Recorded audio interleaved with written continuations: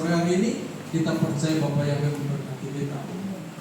Hari ini sebetulnya tadinya rencananya kalau minggu kelima itu ada pengajaran bahasa atau huruf Ibrani, tapi kelihatannya Pak Evi juga nggak bisa, dan saya juga nanti akan coba atur lagi, karena saya pikir kalau untuk hari-hari ibadah raya itu kalau pelajaran Ibrani kayaknya waktunya nih kurang tepat. Jadi kita nanti mau ambil waktu juga, mungkin lewat streaming atau lewat apa, kita akan belajar juga untuk guru-guru Ibrani. Baik saudara-saudara, untuk mempersingkat waktu saya akan menyampaikan menjadi begini. Menjadi seperti anak kecil tapi bukan kekanak-kanakan. Ya, haleluya. Ini emang bahasanya enak banget gitu ya. Menjadi seperti anak kecil tapi bukan kekanak-kanakan. Ya, figurnya anak kecil tapi sifatnya itu kekanak-kanakan. Jadi harus membedakan. Anak kecil beda dengan orang tua atau orang dewasa. Tetapi sifat kadang-kadang kekanak-kanakan itu adanya kepada orang-orang yang sudah dewasa. Bisa ngerti ya? Oke, ayo saya. Nah, sekarang udah puji Bapak ya, udah pakai laptop. Jadi kalau bilang apa tuh siapa? Kembali ke siapa tuh? Haleluya. Anak kecil menjadi teladan iman.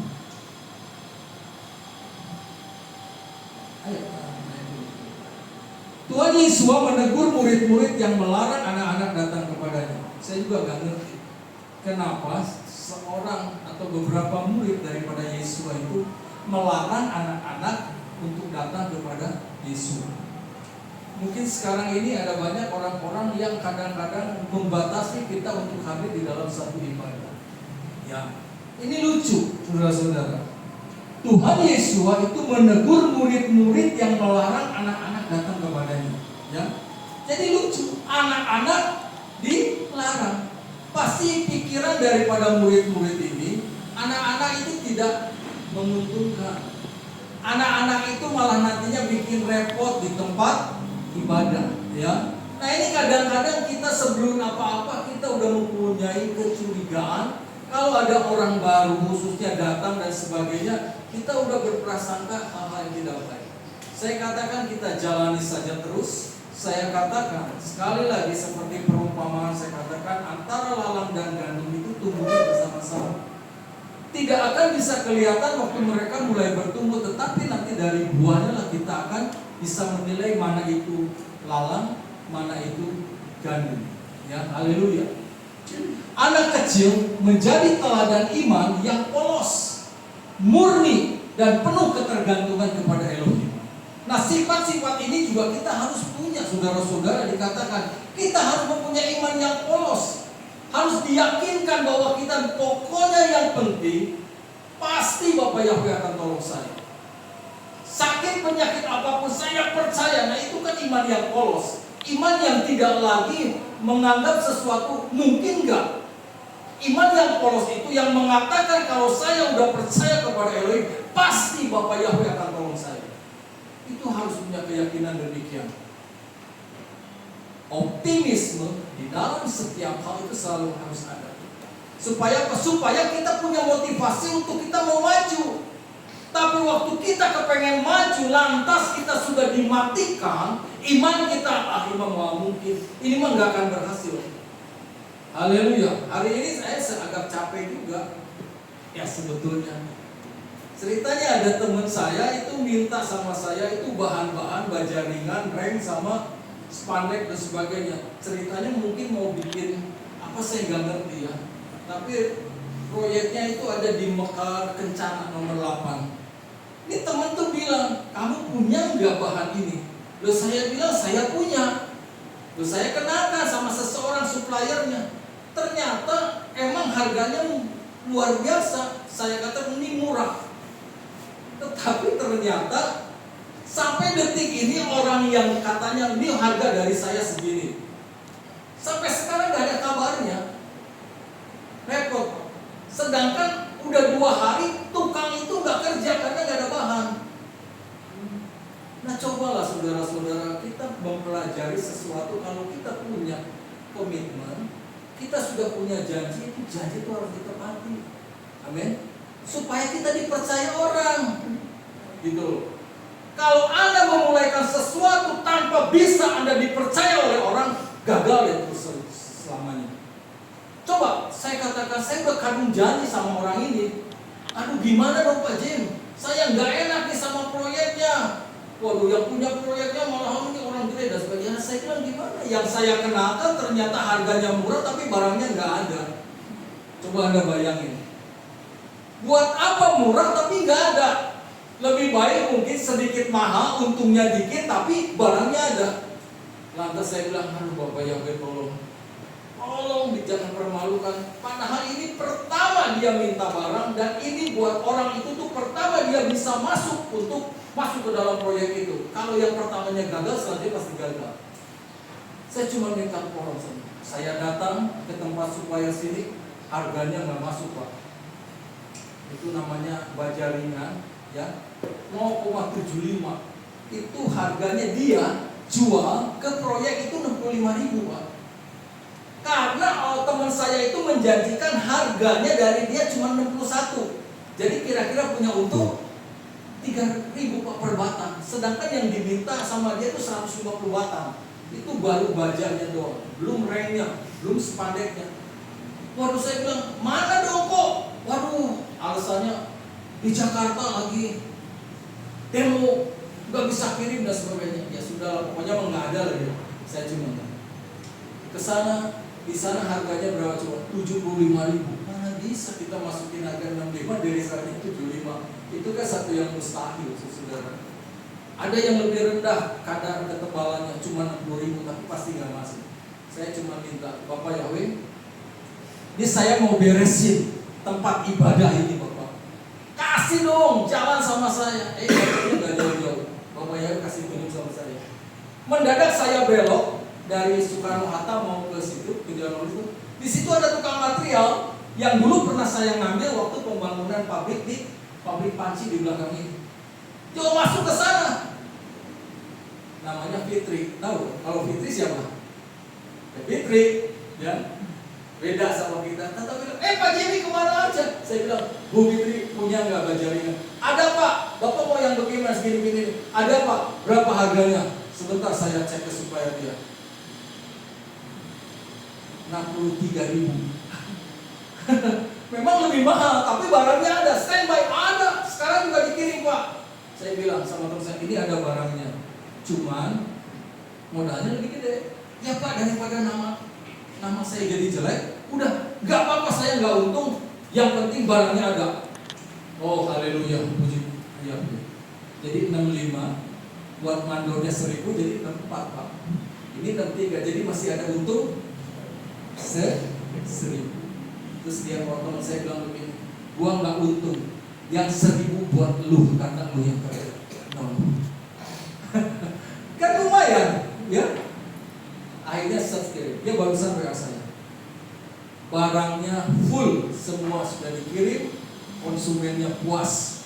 Nanti ada orderan berikutnya, ada 250 batang, ada 150 batang, dan sudah saya katakan, kalau kita percaya sama Bapak Yahweh, saya bukan sombong, saya nggak punya kekuatan apa, saya nggak punya supplier, tapi Bapak Yahweh akan mempertemukan orang-orang sesuai dengan kriteria yang kita minta. Kasih tunjuk Bapak Yahweh, saya ini mau ibadah. Kalau saya diganggu terus, saya repot, saya bilang nggak bisa khotbah saya.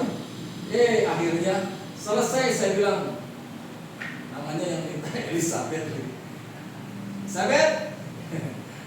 Dia bilang, transfer sama Ibu Fitri sekarang juga. Dia langsung transfer. Haleluya. Dia barusan laporan. Barang sudah diterima baik. Sebentar dia Pak Jimmy, refund. Apa refund Pak? Ada refund buat Bapak. Sebentar saya transfer. Asik gak? Melayani, dapat cuan. Haleluya. Ini baru pertama. Jadi saya minta buat anda yang saat ini sedang cari kerja, ada yang mau mulai usaha, kepercayaan itu penting. Iman yang polos. Katakan sama Bapak Yahweh, saya gak mau rekayasa Bapak. Saya punya iman yang polos, saya cuma berharap sama Yesua Masya, Engkau pasti akan memberkati. Aku nggak ngandalin manusia Bapak, aku cuma mengandalkan Engkau.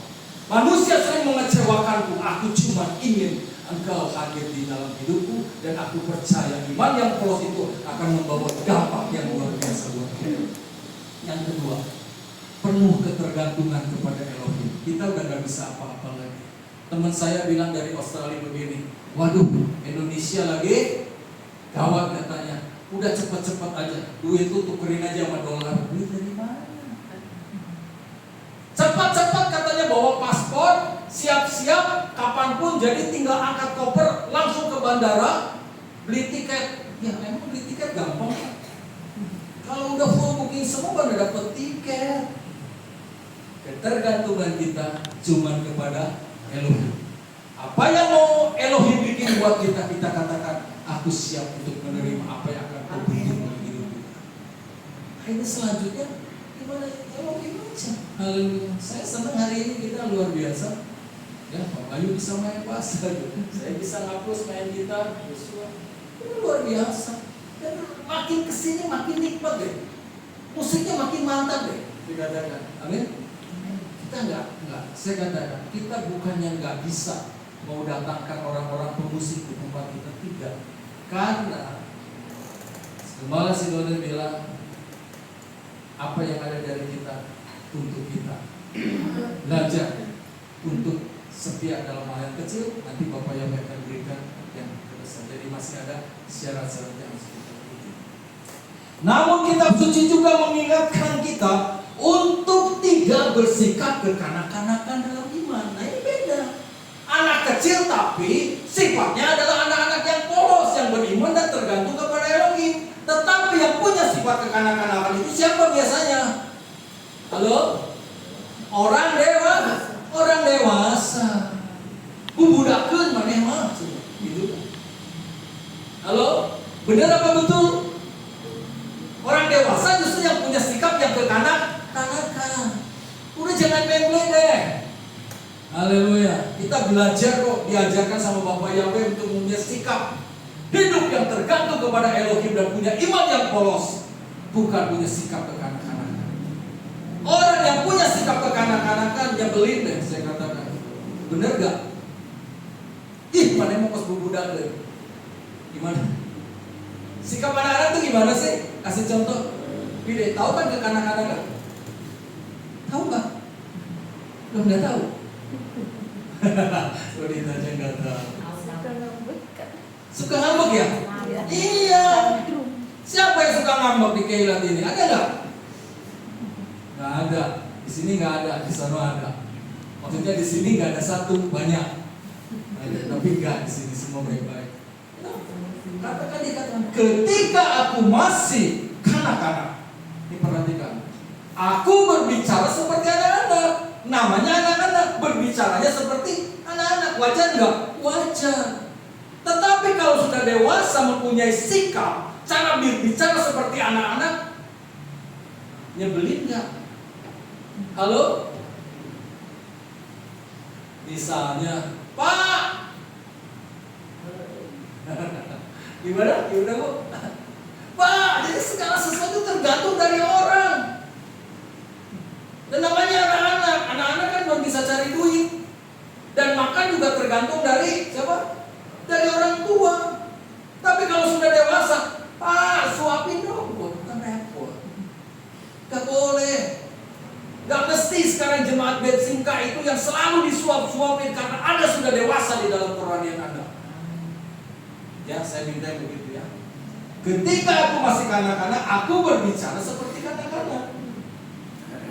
Ini soal perbicaraan, ini yang pertama yang kita akan bahas. Yang kedua, aku berpikirnya juga seperti anak-anak. Aku menghitung-hitung seperti kanak-kanak. Nah, sini ada nggak sikap tiga ini? Berbicara seperti anak-anak. Kedua, halo, ayo. Berpikir, dan yang ketiga, hitung-hitungan. Halo, ada yang hitung-hitungan? Saya percaya di sini nggak ada. Amin. Yuk, jangan hitung-hitungan sama Bapak Yahweh. Kalau itu yang digerakkan Bapak Yahweh, kita berikan yang terbaik buat Bapak Yahweh. Pasti Bapak Yahweh akan berkati kita lebih daripada apa yang kita berikan. Haleluya. Saya katakan istri saya, ayo tabur, lakukan, kerjakan. Haleluya. Istri saya nggak bikin roti beberapa hari, Pak. Ya, waduh. Kalau kita cuma ngandelin proyek yang kemarin itu memang duitnya mungkin lebih besar, tapi bayarnya nanti, Pak. Jadi kita dapat uang itu, jadi kita buat belanja dulu. Jadi profitnya nggak kita ambil nanti belakangan. Jadi hidup kita memang dari jualan roti.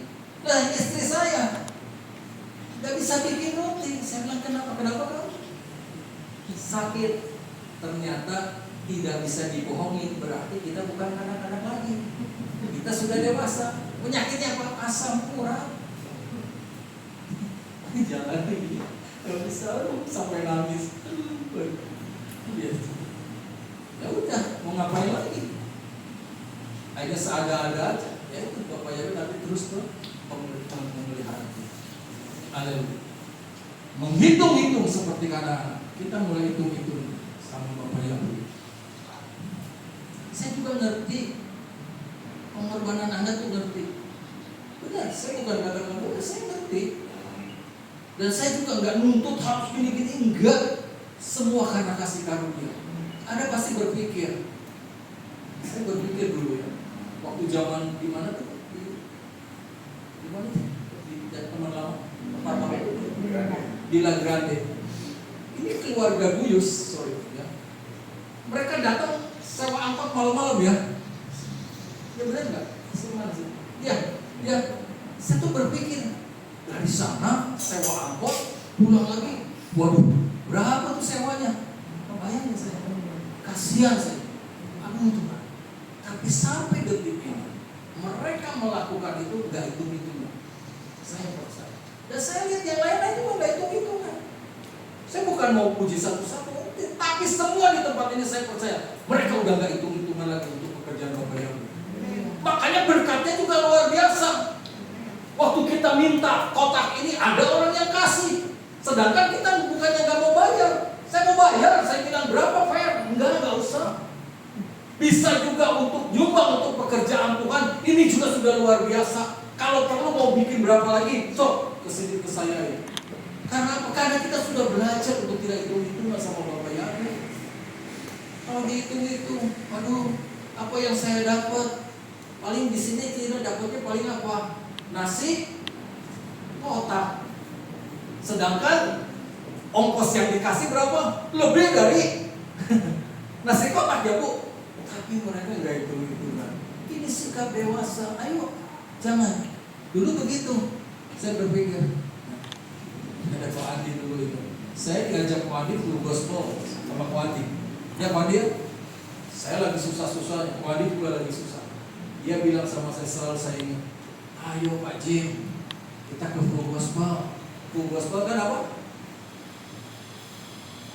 Persekutuan bisnismen.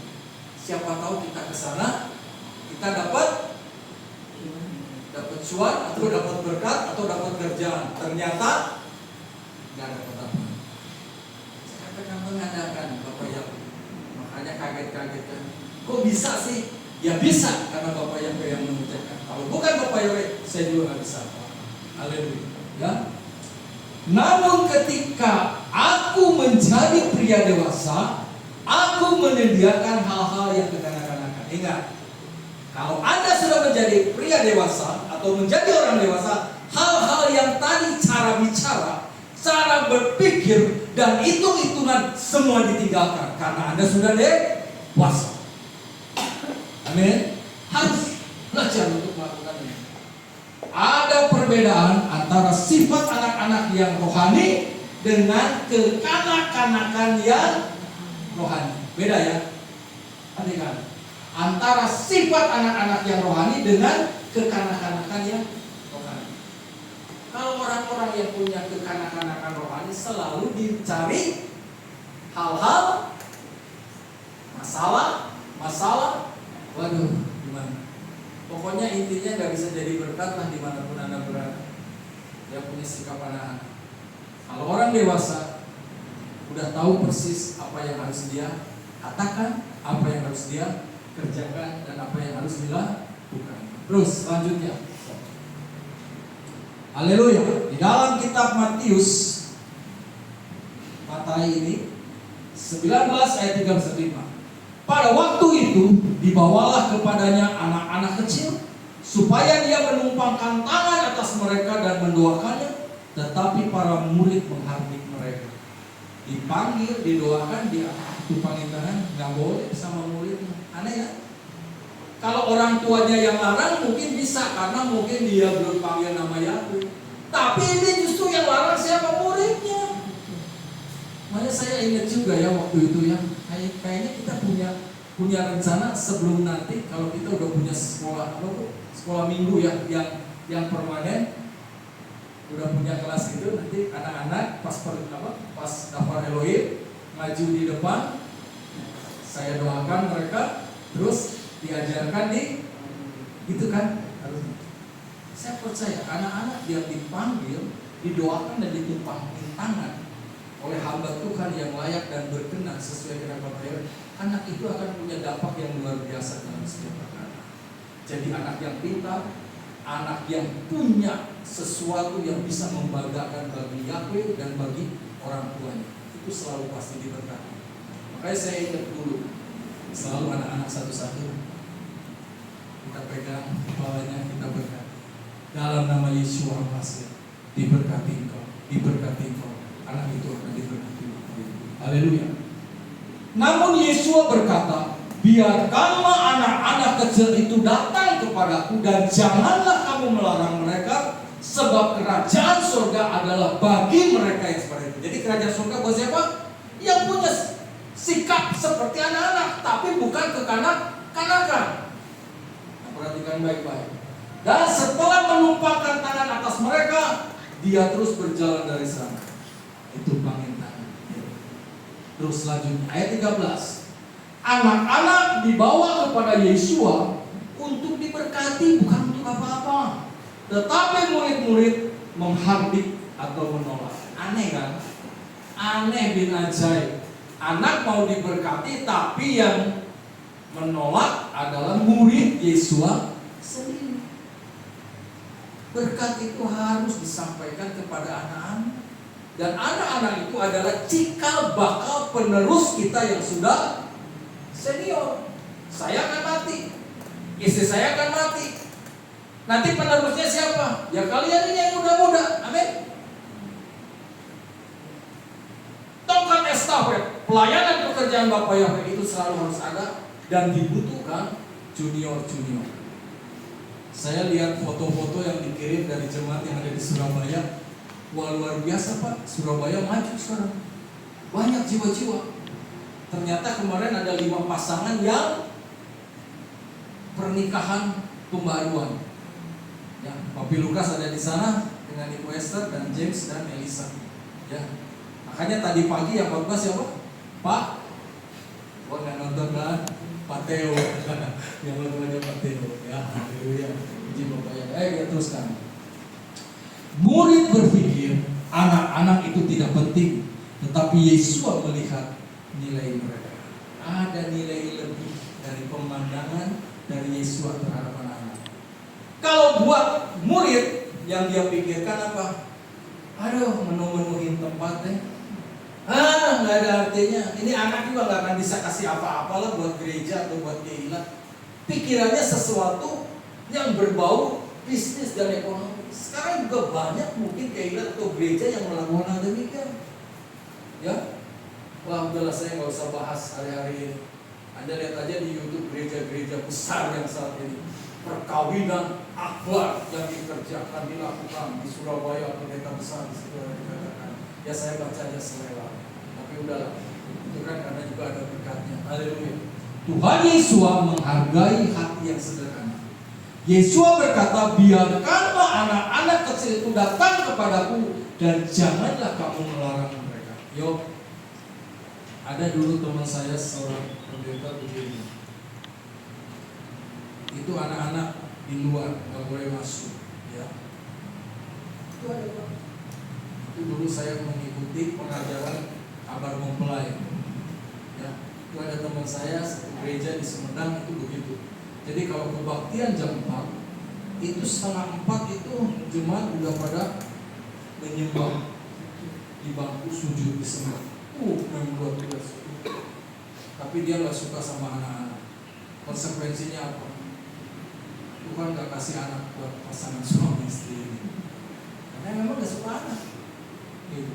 Itulah salah satu yang dia harus bayar salah satu orang. Jadi nggak boleh ribut-ribut. Jadi anak-anak udah. Makanya gerejanya juga nggak ada sekolah minggu. Akhirnya juga apa? Keteteran. Waktu anak-anak itu setelah menjadi dewasa, mereka kuliah ke Bandung, Jumatnya habis. Dan biasanya anak muda dari Sumedang atau dari Subang itu, kalau udah di Bandung, kuliah di Bandung, nggak akan mau balik lagi ke Sumedang atau ke Subang. Mereka lebih baik kos di sini, di Bandung, lantas lebih suka ke gereja-gereja yang besar, yang rame, saudara-saudara. Nah itulah. Jadi buat saya, kalaupun ada anak-anak yang teriak atau lari-lari di tempat kita ini, gak usah pusing. Karena masa-masa itu juga nanti kita gak akan ngalamin lagi. Saya gak akan bisa lihat Samuel waktu saya gendong di mana? Atau saya pernah lihat itu, oh iya dulu pernah saya itu lagi kami berenang, ternyata ada seorang anak gitu ya. Waktu kita nginep di sebuah hotel Pak, ceritanya ingat saya. Dulu lagi banyak duit juga ceritanya. Hidup di hotel Mandarin. Ternyata saya waktu kita di kolam renang, ternyata ada anak ternyata belakangan saya tahu kalau ini seorang jaksa. Anak ini anak masih kecil, 2 orang kembar gitu. Main loncat aja. Wah saya bilang hebat banget. Anak itu loncat ke kolam renang, buk gitu ya. Saya pikir bisa berenang, ternyata nggak bisa Pak. Mau ngapain? Bapaknya tuh bukannya nolong. Loh saya kan tergerak. Saya langsung loncat, saya tolongin itu anak buah saya bopong ini. Pas saya malu. Bapak, aduh terima kasih Pak. Wah, ibunya datang. Gimana sih papa kok nggak mau? Ini anak sendiri nggak mau ditolong, orang lain yang tolong. Waktu saya udah tolong itu saya baru ingat. Dulu belum ada WA, handphonenya masih handphone Ericsson GF388. Ya, yang tebal itu. Saya nggak tahu pas nyemplung itu handphone saya ada di sini, sama dompet. Waduh, saya bilang waduh Tuhan, habis deh. Pak nggak apa-apa, ya nggak apa-apa. Oh ya terima kasih ya Pak. Terus langsung dia pergi ke kamarnya. Saya mikir handphone ini gimana nih? Tapi benar apa ya itu baik belum kenal ya handphonenya nggak apa-apa pada nyemplungnya segini. Aduh, makanya ini anak-anak polos langsung main loncat aja, waduh. Nah jadi juga hati, ya itu ingat juga ya. Ayo. Jadi kerajaan surga dalam milik mereka yang seperti anak kecil, percaya tanpa syarat, ya, jujur dan rendah hati. Iman anak kecil tidak banyak perhitungan, ia percaya, udah pasti Bapak yang bertolong. Udah, nggak usah pusing, pasti Bapak yang bertolong. Terus next. Simbol penerimaan, kasih dan peneguhan. Berkat Elohim turun atas mereka yang datang dengan kerendahan hati, seperti seorang anak. Ini sikap yang harus kita. Yuk, terus kita cepetin sedikit. Saya akan cepat aja ya. Yang kedua, menjadi seperti anak kecil dan juga bersikap bukan anak-anak. Pertama, menjadi seperti anak kecil, sikap yang disuruh kehendak.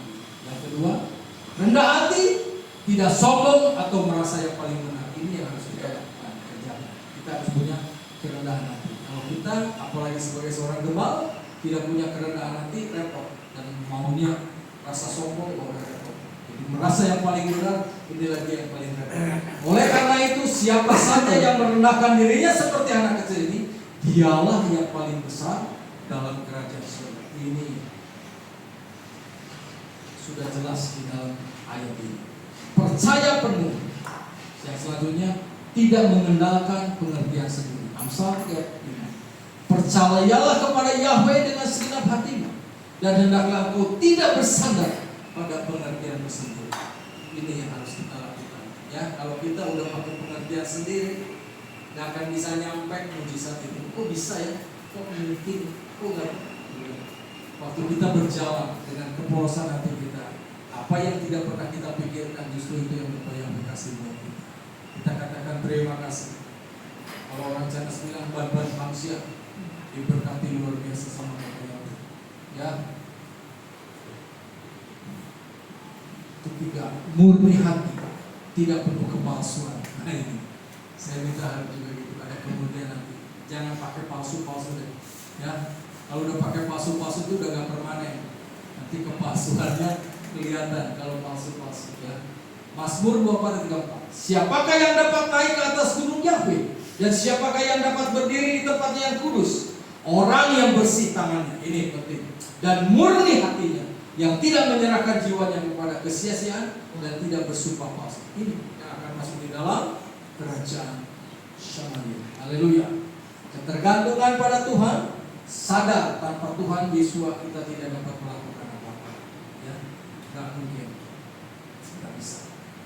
Ayo kita andalkan Bapa Yahweh, karena kekuatan kita juga tidak bisa. Maksud saya, nggak kuatlah kita dalam menghadapi apapun persoalan hari-hari ini. Ya, hari ini kita dapat berita begini begitu, kadang-kadang kita menjadi takut. Saya lihat ke gambar itu yang di daerah Dago itu jalan di Penomborok itu ada banknya, ada bank IC, BC itu bank sila itu namanya, itu dibakar habis sudah. Ada bisa bayar, orang kan nggak berpikir kalau bank dibakar dan bank luar negeri yang notabene saat ini negara itu adalah negara yang paling kuat secara ekonomi, udah dibikin gitu kan, orang juga jadi gimana? Jadi sekali lagi, mau apa? Ada banyak yang masuk ke WA saya, Pak ini gimana? Aku bisa gini. Saya bilang udah, kita cuma bisa berdoa Pak sama Bapak yang mau ngapain lagi? Loh, kok saya nanya gini kok Bapak jawabannya begitu? Kok kayak yang gak puas? Ya saya bilang mau ngomong apa lagi? Semuanya juga sudah terjadi dan pasti akan terjadi. Mau ngapain lagi? Masa sih Pak gak ada hamba-hamba Tuhan yang punya potensi untuk berdoa yang luar biasa untuk menolak itu Pak? Terus saya katakan emangnya kita orang-orang sakti. Kalau Bapak Yahweh misalnya izinkan begitu terjadi, apa mau dikata? Itu supaya kita balik dan benar-benar kita mengandalkan daripada kekuatan Bapak Yahweh. Itu intinya. Kan kita kan jadi sombong apalagi kalau misalnya saya bisa mendoakan semua yang ada di sini. Yang sakit saya pegang aja langsung jatuh atau sembuh. Semua pasti orang akan cari saya, bukan untuk mencari Bapak Yahweh, tapi mencari pendetanya atau hamba Tuhannya. Saya nggak mau begitu. Kalau ada talenta itu juga kita salurkan demi kemuliaan nama Yahweh. Itu aja. Haleluya. Akulah pokok anggur, kamu adalah ranting-rantingnya. Siapa yang tinggal di dalam aku dan aku di dalam dia itu menghasilkan buah yang banyak. Karena tanpa aku kamu tidak dapat melakukannya. Ayo, mulai sekarang merapat kita menjadi ranting-rantingnya pohon itu, Pak. Dan pokok dari pohon itu adalah Yesus sendiri. Saya percaya kalau aku di dalam engkau dan engkau di dalam aku, kita dapat melakukan sesuatu yang luar biasa dan itu dapat mendapatkan hal-hal yang luar biasa. Karena di luar aku dikatakan kita tidak bisa melakukan apa-apa. Terus saya.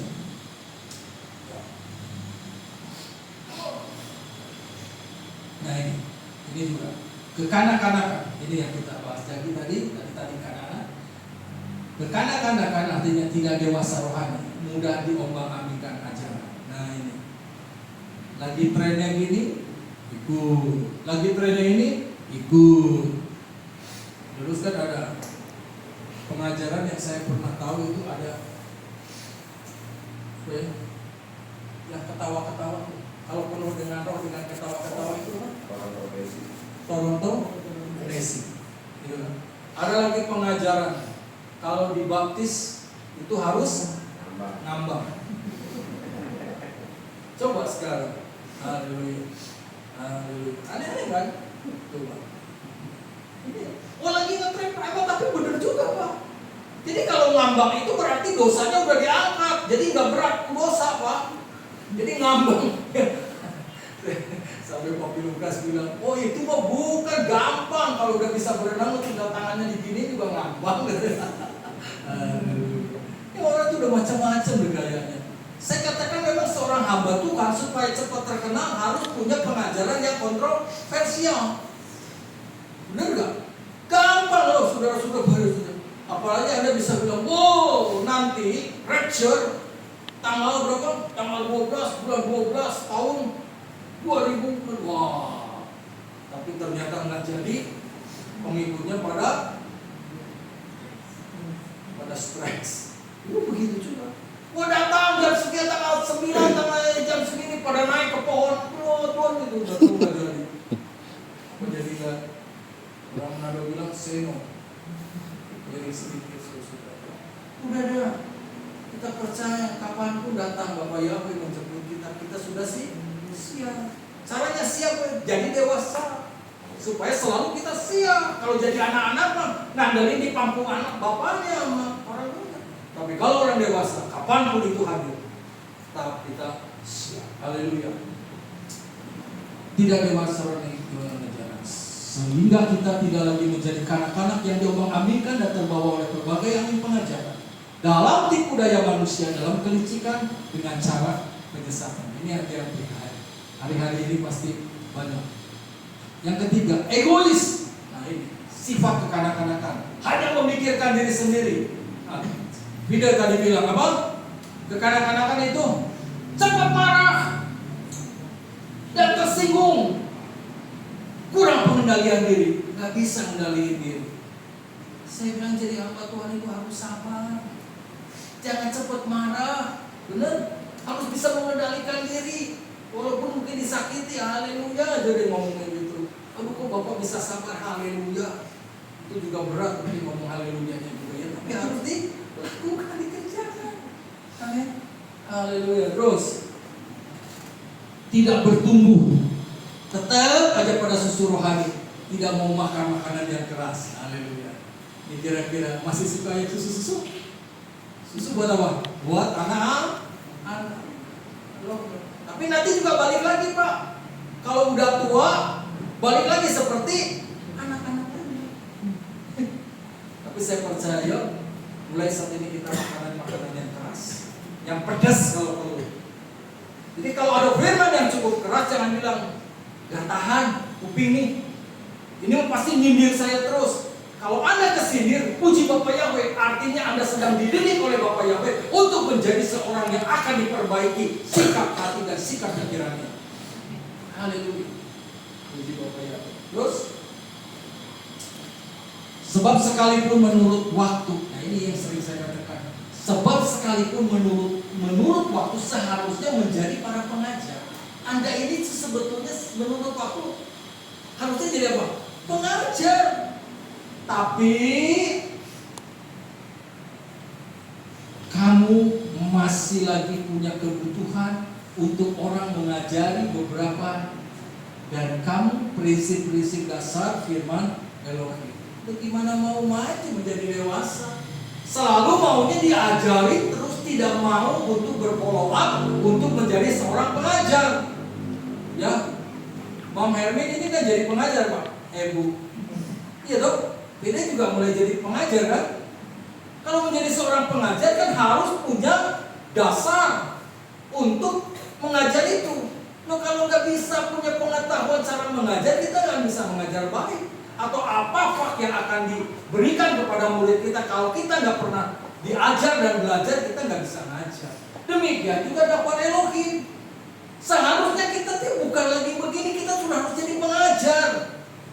Masih lagi dasar-dasarnya ditanyain lagi, masih nanya. Ya kan udah dikasih tahu kan sama teman-teman kita di sini, kenapa namanya Yeshua HaMashiach? Udah tahu kan? Itu dasarnya misalnya. Udah kenal? Gitu? Udah tahu? Atau masih oh jadi. Itu saya katakan. Mengajari beberapa dari kamu prinsip-prinsip dasar. Aduh, saya mau udah paling gampang. Kepenuhan seluruh hukum Torah itu tercantum dalam mengasihi Elohim dan mengasihi sesama. Itu seluruh Taurat itu udah mencakup di sana, saudara-saudara. Jadi mikirnya tuh jangan terlalu jauh, baru begini. Akhirnya kan kitanya, aduh, orang nanyanya udah capek, saya mau jawabnya juga. Ya, haleluya. Sebab sekalipun menurut waktu seharusnya menjadi para pengajar, kamu masih lagi punya kebutuhan untuk orang mengajari beberapa dari kamu prinsip dasar firman Elohim, dan kamu telah menjadi orang yang mempunyai kebutuhan akan susu dan bukan makanan keras. Hayangnya manis-manis. Dengar firman juga gitu. Kalau perlu yang dongeng, yang cerita-cerita, kesaksian aja deh, jangan pakai firman Tuhan. Kayaknya kesaksian Bapak lebih hebat daripada firman Tuhan. Itu mah sama aja, bukan hamba Tuhan, itu mah tukang khotbah. Beda. Hamba Tuhan yang menyampaikan dakwah Elohim dengan tukang khotbah itu lain. Namanya kalau tukang khotbah ya memang profesinya khotbah, cuma gitu aja, sama. Tukang masak, tukang minyak, dan sebagainya. Kita jangan jadi seorang hamba Tuhan yang menjadi tukang khotbah, cuma membuat, menyampaikan untuk mendapat sesuatu. Ya. Sebab setiap orang yang masih hidup dari susu tidak cakap di dalam firman kebenaran. Gak bisa. Karena ia masih kanak-kanak. Tetapi makanan keras adalah untuk orang-orang dewasa yang memiliki kepekaan yang terlatih melalui kebiasaan untuk membedakan yang baik dan jahat. Ini orang dewasa. Ya. Saya rasa nanti saya kan akan kirim lagi nih materinya, saudara belajar juga di rumah ya. Jadi kalau saya kirim tuh dibaca lagi. Terus ada lagi. Nah ini ada ayat-ayat nih yang saya catat juga dan saya dapat ini ayat-ayat. Saya akan catetin aja ya, saya baca. Dan anak-anakmu yang kecil yang tentangnya kamu mengatakan mereka akan menjadi mangsa, dipikirnya ini anak kecil. Dan anak lelakimu yang hari ini belum memiliki pengetahuan tentang yang baik dan jahat, mereka lah justru yang akan masuk ke sana, dan aku akan memberikan negeri itu kepada mereka, dan mereka lah yang akan memiliki. Ini luar biasa.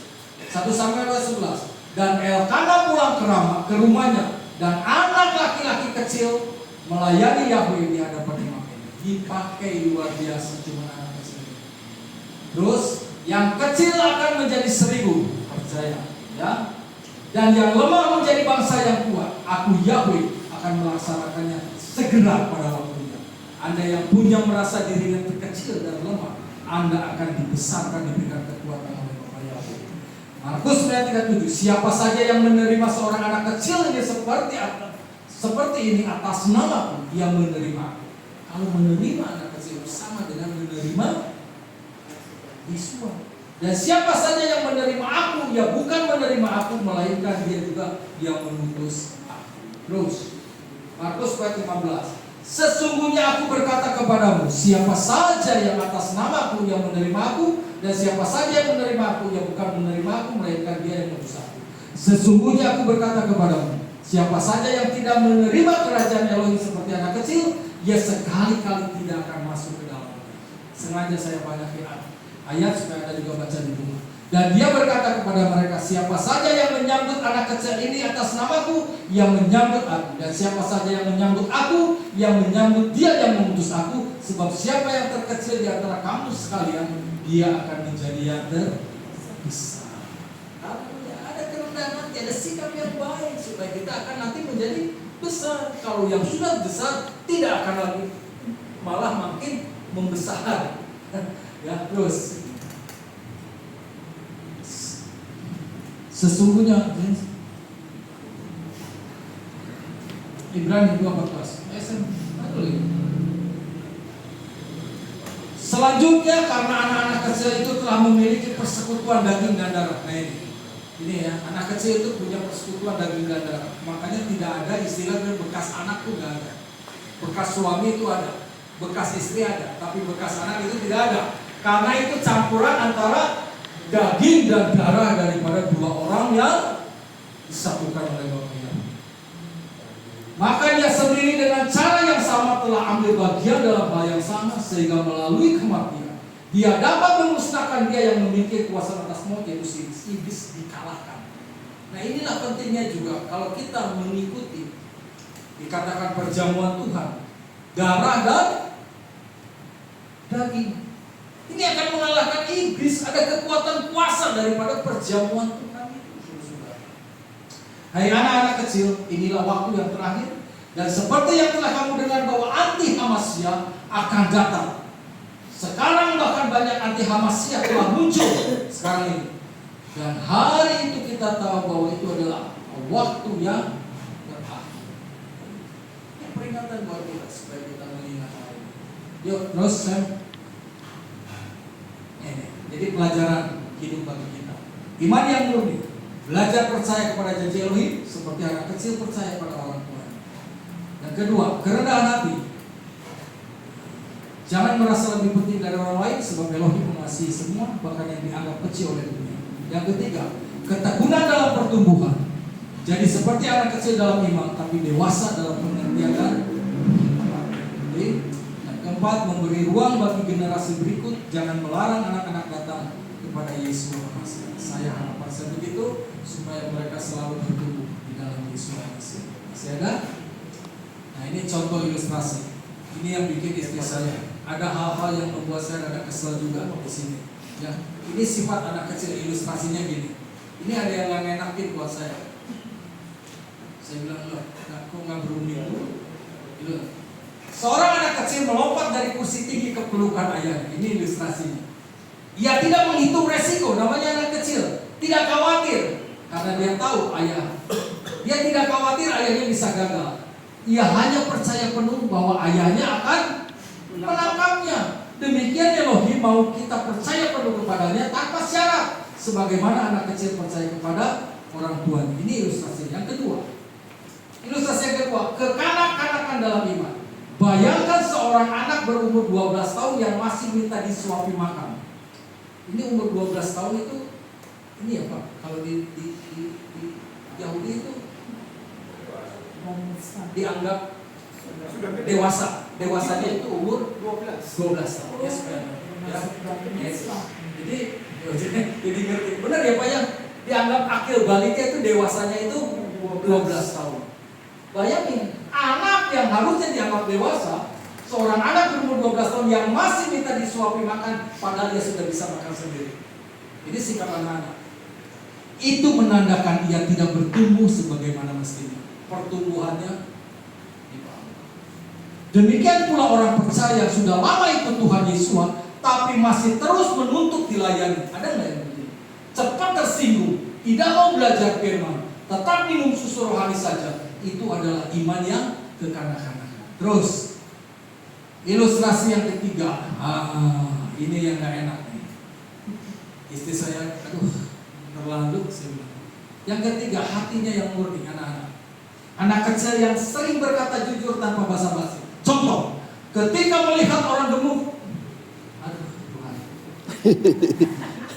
ia bisa langsung berkata, oh gendut ya.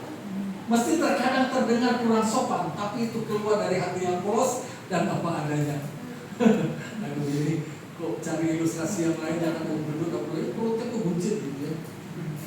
Elohim menginginkan kita punya ketulusan hati yang tidak penuh kepalsuan di hadapannya. Ini. Terus ilustrasi yang keempat, jangan melarang anak. Ada seorang anak kecil yang ingin ikut ibadah, tetapi orang tuanya berkata, nanti saja kalau sudah besar. Sekarang main aja dulu. Ada yang gini nggak? Ini namanya orang tua yang nggak mau direpotin, yang tidak punya tanggung jawab akan pertumbuhan rohani buat anak-anak. Ya, saya sekarang ini lagi doa juga ya buat anak saya David, supaya dia juga. Saya udah bilang, kamu biar gimana harus membantu. Udah, istri saya bilang, udah ikut aja sama papi. Ikut ibadah. Apa sih? Jawabnya apa?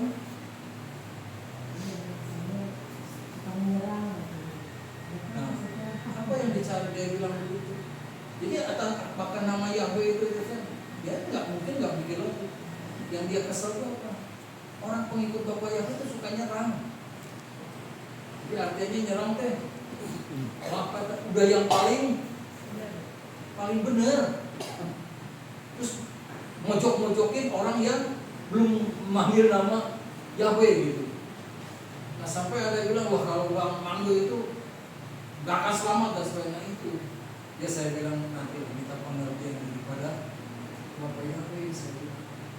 Saya bilang baik-baik, ikut aja. Kan yang jadi gembala juga papi kamu, masa papi mau mengajarkan sesuatu yang salah buat anaknya? Ya tapi aku nggak suka.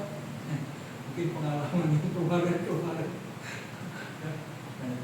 Jadi sekali lagi, makanya kita harus punya satu kebijakan di dalam setiap perkara dengan hikmat yang datang dari Bapak Yahweh, tapi bukan arti kompromi. Saya katakan, Bapak Yahweh kasih hikmat buat kita, ya, saya percaya. Tenang-tenang aja kalau nggak percaya. Aduh, sama seperti murid melarang anak-anak datang kepada Yesua, kita pun bisa secara tidak sadar menjadi penghalang bagi generasi muda untuk mengenal Yesua Masih. Apalagi kalau punya anak, kalau mau berangkat ya, bila bisa udah sampai di mobil, balik lagi nanti pipi tunggu ada yang ketinggalan, masuk lagi ke rumah. Itu kan ada yang begitu, sampai kesel orang tuanya. Ya sering saya melihat begitu. Terus ayo. Nah ini yang terakhir ya.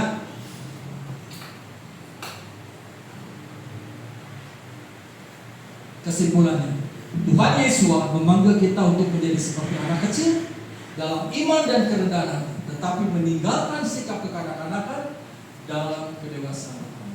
Terusnya, mari kita hidup dengan iman, hati yang murni, dan kerendahan hati yang sejati, sambil bertumbuh dewasa dalam Yesus Masih.